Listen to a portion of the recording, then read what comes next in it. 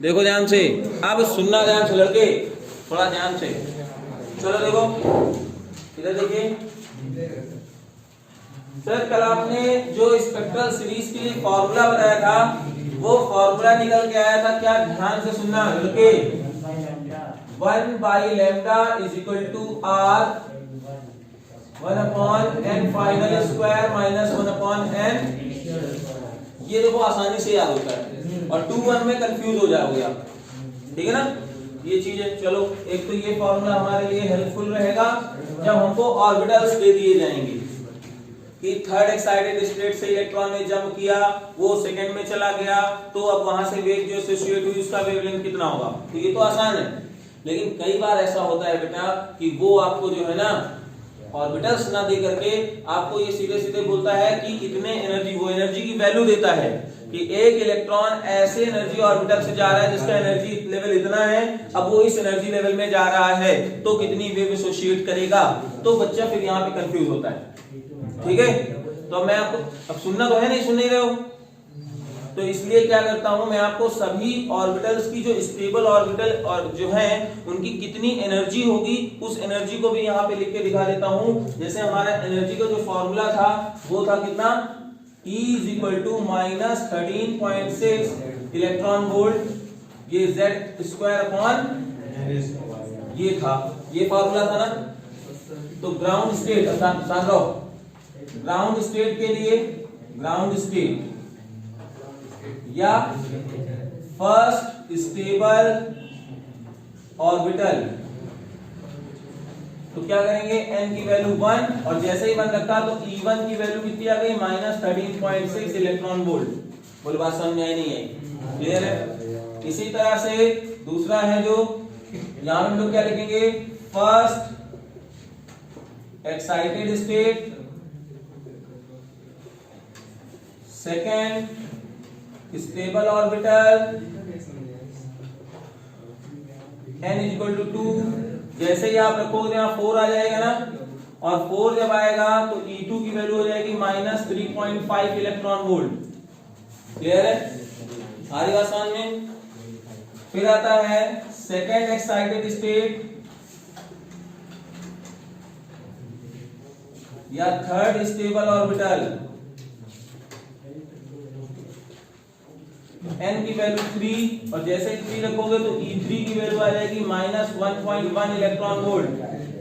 बोलो आ रहा है नहीं आ रहा है, ठीक। फिर है third excited state, fourth stable orbit,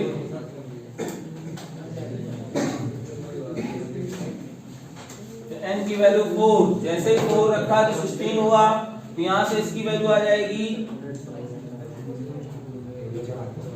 7.75 की 0.85 होता है ना, 0.85 इलेक्ट्रॉन वोल्ट, ठीक है।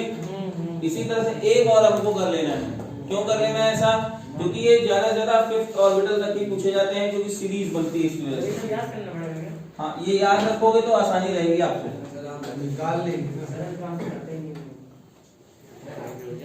अभी रुक जाओ पता चलेगा।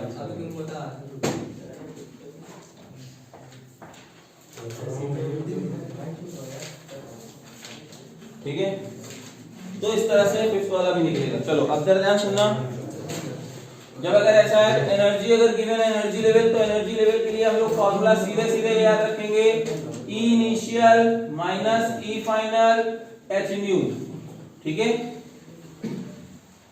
क्योंकि आपको कई बार ऐसा होगा, मैं बार बार बोल रहा हूँ, कई बार ऐसा होगा जो ऑर्बिटल्स आपको दी जाएंगे उनकी एनर्जी लेवल दे दिया जाएगा और उनसे इलेक्ट्रॉन को जंप कराया जाएगा, ठीक। ओके, तो इतनी बात क्लियर है। तो जरा इस फॉर्मूले को रिवाइज करो, फिर हम लोग आगे काम करना शुरू करते हैं। हाँ लिखना चाहो लिख लो, हेडिंग डालिए एनर्जी लेवल डायग्राम।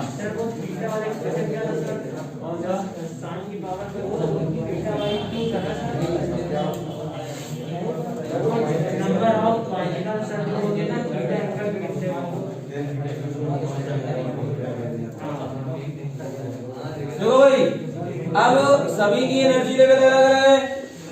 देखो ये ग्राउंड में है जहां पे n की वैल्यू अगर 1 मतलब ये ग्राउंड स्टेट और इसकी एनर्जी कितनी -13.6 इलेक्ट्रॉन वोल्ट अभी आपने निकाला था। फिर ये है n is equal to 2 energy level -3.4 electron volt. फिर n is equal to 3 energy level -1.51 electron volt. n is equal to 4 energy level -0.85 electron volt और -0.54 electron volt. n is equal to 5। अब जरा ध्यान से सुनना बच्चे, कहीं से भी, ठीक है ना, ध्यान से सुनना, अगर कहीं से भी किसी भी ऑर्बिटल से अगर आकर के कोई ग्राउंड में ही गिर रहा है,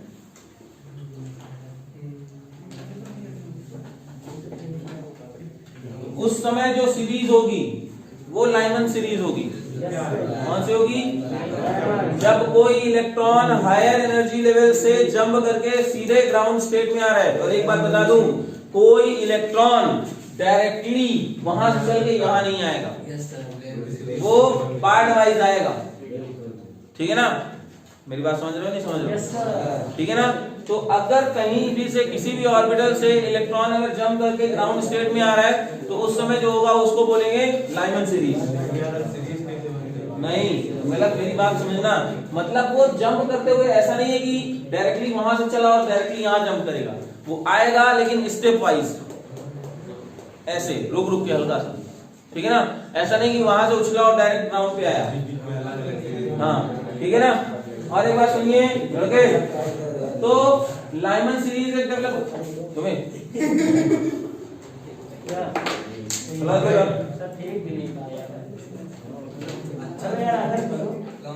लाइमन सीरीज क्या होगा सर? n इनिशियल कुछ भी हो सकता है, n initial 2 3 4 dot dot dot कुछ भी हो जाएगा, लेकिन n फाइनल की वैल्यू क्या होगी? 1। तो जो ये सीरीज बनेंगे इनको हम लोग क्या बोलेंगे? लेमन सीरीज बोलेंगे। ठीक है ना। और कौन सी रेज ये एमिट करती हैं? बोलो, कौन सी रेज एमिट करेंगे? किस रेंज की, मतलब यहाँ पे ये इलेक्ट्रोमैग्नेटिक वेव्स एमिट करेंगे?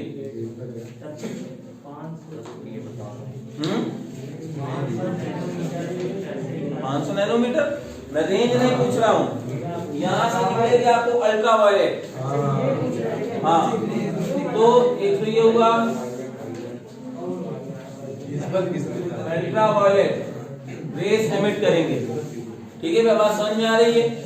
और जरा मेरी बात ध्यान सुनो, अगर इसी सीरीज में तुमसे कोई पूछता है shortest wavelength of Lyman series बताइए, आपसे इसी में कोई पूछता है shortest wavelength in Lyman series, तो shortest wavelength in Lyman series हम लोग कैसे निकालेंगे? तो जरा ध्यान से सुनना बच्चे, ओए, जो ये इलेक्ट्रॉन जंप किया है इसकी वेवलेंथ कुछ और होगी, इंफिनिटी से जो आ रहा है उसकी वेवलेंथ कुछ और होगी। तो कौन सी शॉर्टेस्ट होगी? जरा ध्यान सुनना, कैसे करेंगे? तो अभी हम लोगों ने फॉर्मूला पढ़ा है ना, कौन सा? 1 lambda is equal to r 1 n final square minus 1 n initial square, so we can write here r n initial square n final square upon। जरा ध्यान से सुनना, ये फॉर्मूला आया ना। अब जरा सोचो, हमें शॉर्टेस्ट वेवलेंथ चाहिए, मतलब इसकी वैल्यू क्या चाहिए? कम चाहिए, मतलब ये वाली वैल्यू क्या होनी चाहिए? ज्यादा होनी चाहिए, मतलब n इनिशियल की वैल्यू कितनी होनी चाहिए? इनफाइनाइट। तो जो इनफिनिट से इनफाइनाइट मतलब सबसे ऊपर वाले ऑर्बिटल से चला आ रहा है और ग्राउंड में गिरा रहा है, उसकी जो वेवलेंथ होगी वो क्या होगी? शॉर्टेस्ट होगी। और लॉन्गेस्ट वेवलेंथ के पास क्या खास बात होगी? लॉन्गेस्ट वेवलेंथ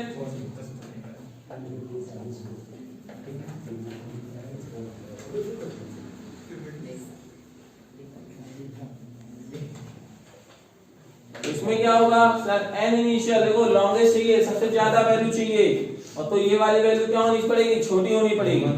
छोटी मतलब क्या हुआ सर, एन फाइनल तो क्या है 1 फिक्स है, तो एन इनिशियल की वैल्यू क्या हो सकती है 2 हो सकती है मिनिमम, तो ये 2 हो जाएगा। बोलो बात समझ में आई कि नहीं आई? बोलो क्लियर है? कोई डाउट है इसमें किसी को? नहीं? चलो, तो यहां से लाइमन सीरीज मिल गई। ठीक, अब बात करते हैं, ये जरूर याद रखना लाइमन सीरीज के केस में, और फिर आता है लाइमन के बाद बाल्मर सीरीज। लाइमन के बाद बाल्मर सीरीज, क्या खास बात होगी बाल्मर सीरीज में? बाल्मर सीरीज में खास बात होगी सर, एन फाइनल की वैल्यू 2 हो जाएगी। मतलब अब कोई भी इलेक्ट्रॉन जंप कर रहा है कहीं से भी, अगर वो n की वैल्यू 2 पे जंप किया, तो जो ये सीरीज होगी ये कौन सी होगी? और ये कौन सी थी? बोलो बात समझ में आ रही नहीं आ रही? आई बात समझ में? ठीक, n फाइनल की वैल्यू 2 और n इनिशियल कुछ भी हो सकता है 3 4 5 डॉट डॉट डॉट। क्लियर है? और ये अल्ट्रावायलेट रेज दे रही थी, तो ये कौन सी देगी? विजिबल।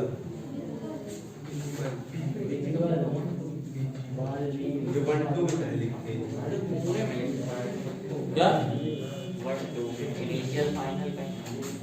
हाँ, तो इसीलिए बोल रहा हूँ ना, इनिशियल फाइनल में के टर्म्स में करेंगे आपको बहुत आसानी रहेगी, 1 2 में करेंगे नहीं हो पाएगा। ठीक है ना? ये विजिबल लाइट रेज देगा ना, विजिबल रेज। बोलो बात समझ में आई? ठीक, और बाकी जो अगर लाइमन बाल्मर तीसरा है पास्चन, क्या गलत है क्या?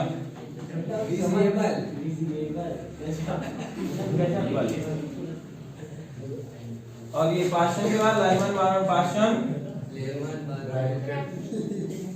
Lyman Balmer Brackett, Paschen Brackett और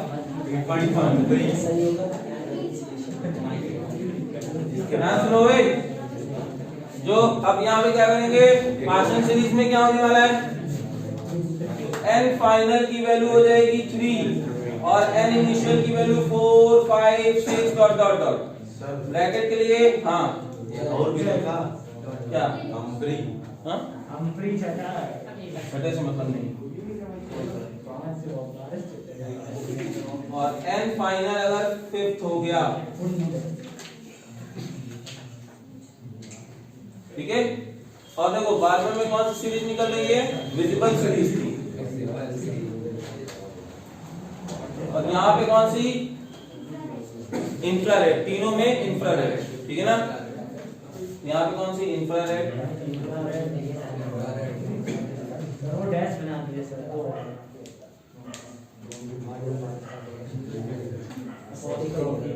बोलो बात समझ में आई नहीं आई?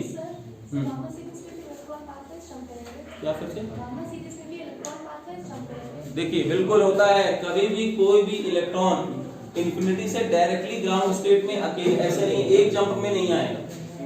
वो भले ही बहुत ही माइक्रो सेकंड के लिए टाइम वो ले, लेकिन वो जब लेगा तो ऐसा, हाँ ये हो सकता है कि जैसे यहाँ से चला और यहाँ पे आकर आ गया, बात समझे मेरी, फिर उसके बाद उसने लास्ट यहाँ पे जंप कर दिया, बात समझ नहीं?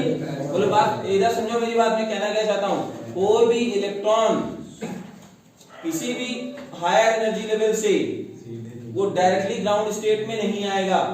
अगर हो सकता है तो क्या करोगे, ये पॉसिबिलिटी हो सकती है कि उसने 3 ऑर्बिटल्स को जंप करके यहाँ पे आ गया, फिर यहाँ से डायरेक्टली आ गया, ये हो सकता है ना। हाँ, अब सिंपल सी बात है, सीढ़ियां अगर उतरनी है तो एक बार में जंप लगा के जाओगे तो मुंह के बल गिरोगे, है ना, समझ में आया ना।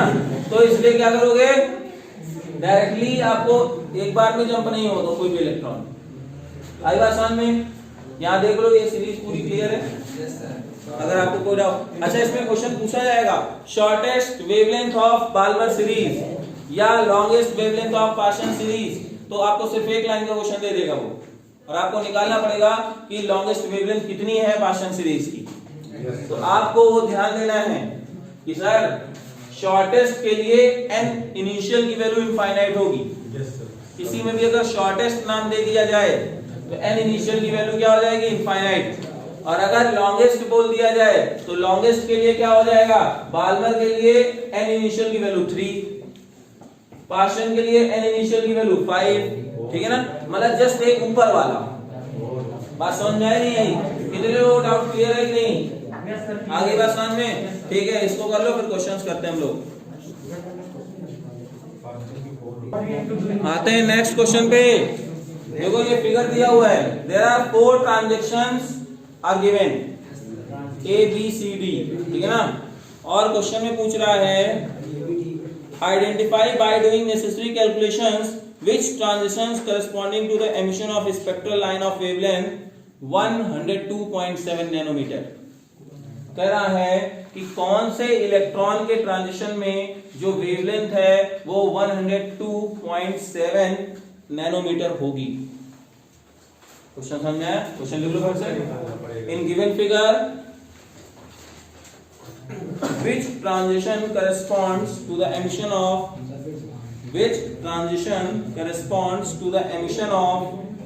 an electron, emission of an spectral lines, emission of a spectral line of wavelength 102.7 nanometer, 102.7 nanometer. Which transition corresponds to the emission of a spectral line of wavelength 102.7 nanometer? ये क्वेश्चन है।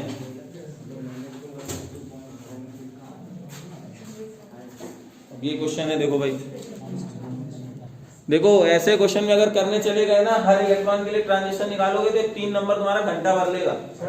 हाँ, तो इसको करने का तरीका समझो। हाँ बोलो क्या, -13.6 इलेक्ट्रॉन, ये डी फॉर मोल।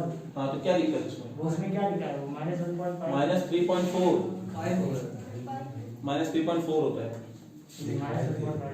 ठीक है। अब सुनिए ध्यान से, कैसे करेंगे ऐसे क्वेश्चंस को, ध्यान से सुनना। हर इलेक्ट्रॉन के लिए हमको नहीं निकालना। हम क्या करेंगे, सर लैम्डा की वैल्यू गिवन है, कितना गिवन है,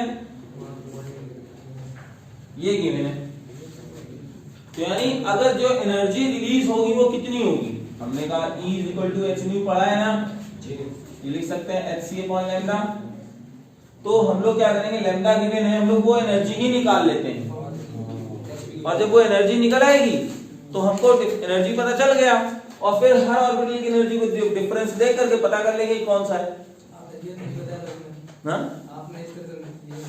डी और बी होगा, मैं बता रहा हूं आपको अभी। डी और बी, तो डी या बी, डी या बी, डी से बी जा रहा है। तो ऐसे क्वेश्चन कैसे करेंगे भाई, सीधे लैम्डा गिवन है, hc/λ से हम लोगों ने यहाँ पे निकाला, और वो आएगा अभी जूल में, उसको कन्वर्ट करना है इलेक्ट्रॉन वोल्ट में, ठीक है।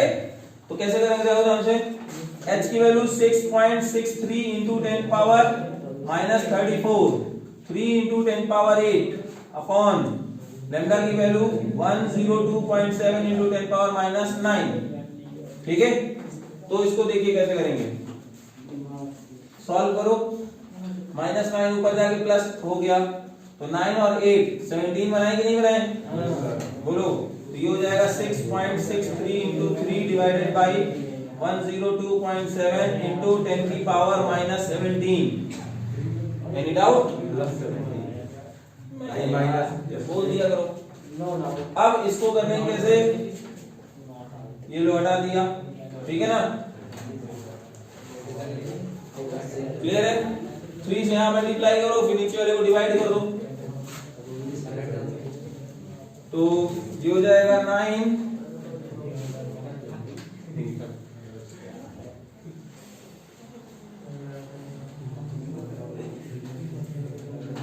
ठीक है। तो ये 1 पॉइंट समथिंग जाएगा कि नहीं जाएगा, और 1.8 जाएगा मेरे हिसाब से, बोलो 1.8, आप करके देख लेना, ठीक है।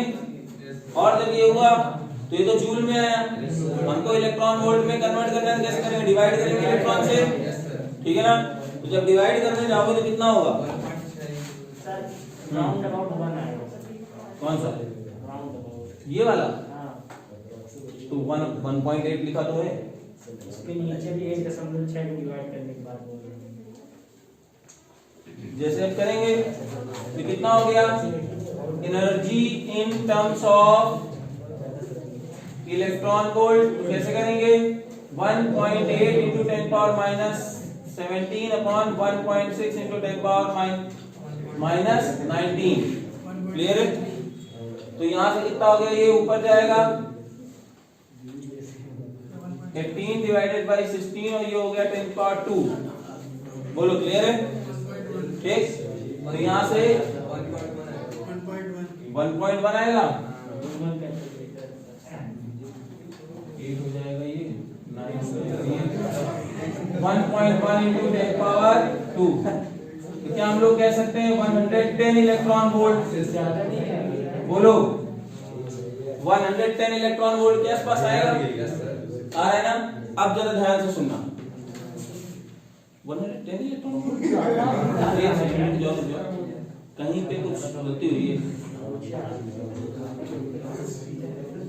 11 के आसपास आना चाहिए ना? और 1 पॉइंट में आना चाहिए। जरा इसमें जूल में देखो आंसर कितना आ रहा है जूल में। हाँ 12.1 इज द राइट आंसर। ठीक है ना? देखो जो एनर्जी आ रही है वो 1.9 आ रही है। 1.9 into 10 power minus 18। 1.9 into 10 power minus 18। ठीक है? आप मल्टीप्लाई करें। 18 का आ रहा है 1989 अब इनटू 1.6 ये इतना आ रहा है, यहीं से गलती हुई है। 1.9 into 10 power minus 18 जूल। ठीक है? 1.9 into 10 power minus 18 जूल। और जब ये सॉल्व करोगे तो ये कितना हो जाएगा? 12.1 या 18 इलेक्ट्रॉन वोल्ट। कौन सा? 18 जो आ रहा है 1.9 into 10 power minus 18। ठीक है? बोलो इतनी बात समझ में आई? 17 आएगा ना? ये 3 आ रहा है। कैलकुलेशन में मिस्टेक होगी। ऊपर वाला भी ठीक करिए। हाँ यहाँ पे भी ठीक करो। मेरा 17 में ही आ गया है। हाँ ये 17 ही रहेगा, लेकिन यहाँ से भाई ये बात क्या कर रहे हो यार तुम लोग? कैलकुलेशन देखो ना। सॉल्व करने के बाद 1.9 into 10 power minus 18 जूल। ठीक है? और जब ये एनर्जी आ जाएगी इलेक्ट्रॉन से डिवाइड किया तो इतना आ रहा है। अब जरा ध्यान से सुनना, कौन से ट्रांजिशन में 12.1 इलेक्ट्रॉन वोल्ट, कौन से ट्रांजिशन में एनर्जी कितनी चेंज हो रही है? तो ध्यान से देखो भाई लड़के, इस डिफरेंस में तो नहीं हो रहा, ना ही इस डिफरेंस में हो रहा है, इन दोनों में भी नहीं हो रहा है, और बचा कौन सा? तो D is the right answer. D is the right answer. तो अब इसमें आया ना समझ में? कैसे करेंगे? तरीका समझ में आया? बोलो कैलकुलेशन जाने दो, कैलकुलेशन तो तुम सही करोगे ही बाद में। ठीक? तो लैम्डा गिवन है, तो is equal to S upon lambda से हम लोगों ने वहां से जूल पे निकाला, इलेक्ट्रॉन से डिवाइड करके इलेक्ट्रॉन वोल्ट में आ गया। मतलब वो इलेक्ट्रॉन जो इलेक्ट्रॉन निकला है, एनर्जी डिफरेंस कितना रहा होगा? इतना। तो जॉन से ट्रांजिशन में एनर्जी डिफरेंस इतना दिख जाएगा, वही हमारा आंसर होगा। करने का तरीका समझ में आ गया? नोट करो जल्दी से। Question number 2, calculate the shortest wavelength in Palmer series of hydrogen atom. Calculate the shortest wavelength in Balmer series of hydrogen atom. Full stop. In which region? Bracket में infrared, visible and ultraviolet of the hydrogen atom. Bracket in which region? Bracket में infrared, comma visible, comma ultraviolet, bracket close. of hydrogen spectrum does this wavelength lie? Does this wavelength lie?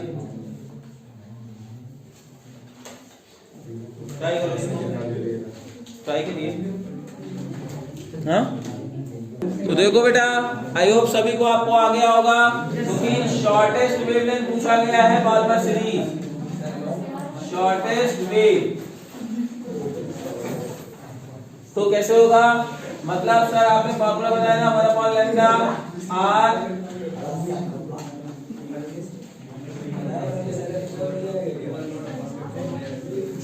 अगर ये value छोटी चाहिए तो ये वाली value बड़ी चाहिए, मतलब n फाइनल की वैल्यू तो 2 हो जाएगी, n इनिशियल की वैल्यू इंफिनिटी हो जाएगी, है ना।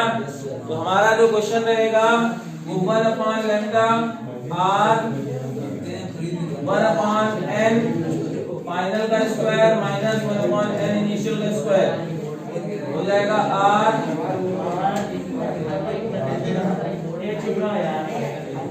अब रुक जाओ, अभी तुम्हारा समय चल रहा है, कुछ दिन रुक जाओ बस, दिसंबर बाद फिर देखना इसे तोड़ूंगा ना।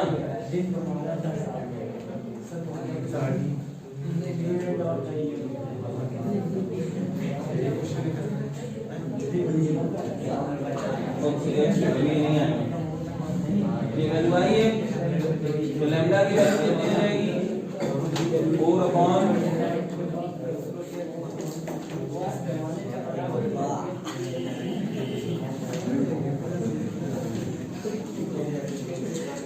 ये ठीक है।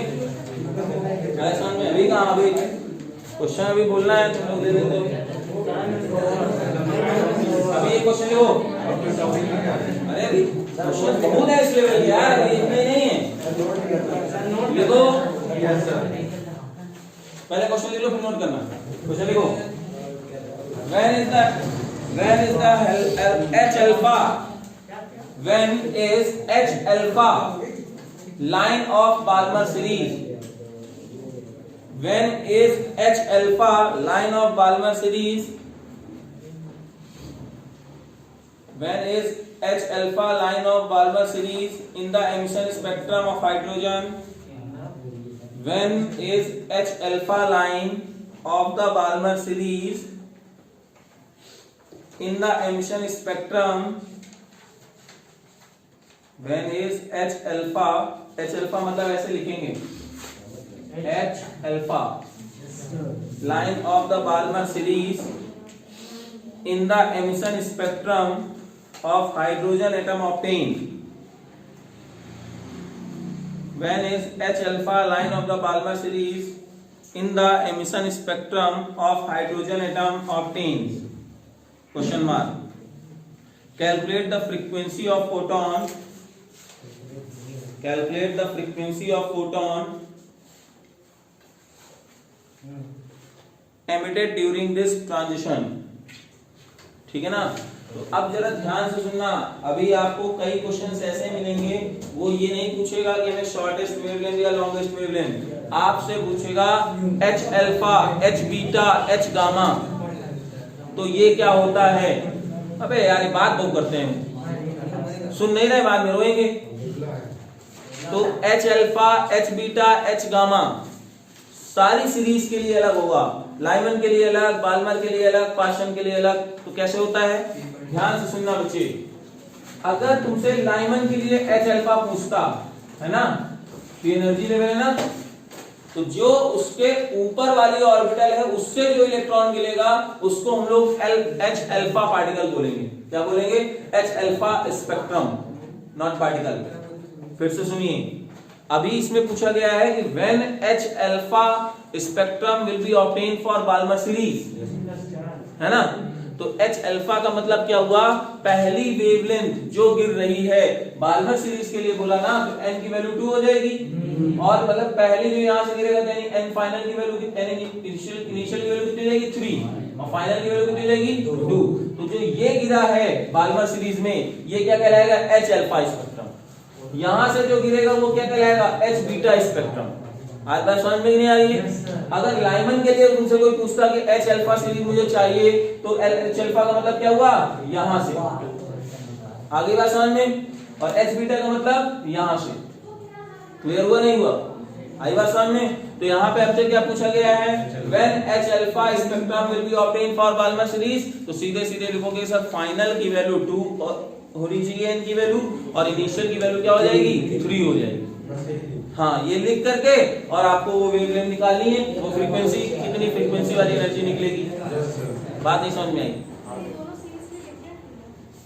भाई देखिए नाम क्या है, H alpha series, H beta series, है ना। तो अल्फा सीरीज का मतलब क्या हुआ, जिस ऑर्बिटल की आप बात कर रहे हो उससे जस्ट ऊपर वाला। तो ऑब्वियस सी बात है, जब लाइमन के लिए हमारा एन फाइनली डिफरेंट है तो इसकी अल्फा सीरीज डिफरेंट होगी। बाल्मर के लिए हमारा फाइनल डिफरेंट है तो इसकी अल्फा सीरीज डिफरेंट होगी। अब समझ में आई बात? तो ये चीज है, तो ये क्वेश्चन कर लोगे आप लोग, ठीक। तो इस क्वेश्चन को ट्राई कीजिएगा। देखो अभी न्यूमेरिकल्स इसके बहुत हैं यार, अच्छे लेवल के हैं, ठीक है। तो अभी तो ये एकदम फॉर्मूले बेस कर रहे थे हम लोग, धीरे धीरे थोड़ा लेवल बढ़ाएंगे। फ्रीक्वेंसी आ रही है इसकी 4.57 into 10 power 14 hertz, 4.57 into 10 power 4.57 into 10 power 14 hertz इसका आंसर आ रहा है।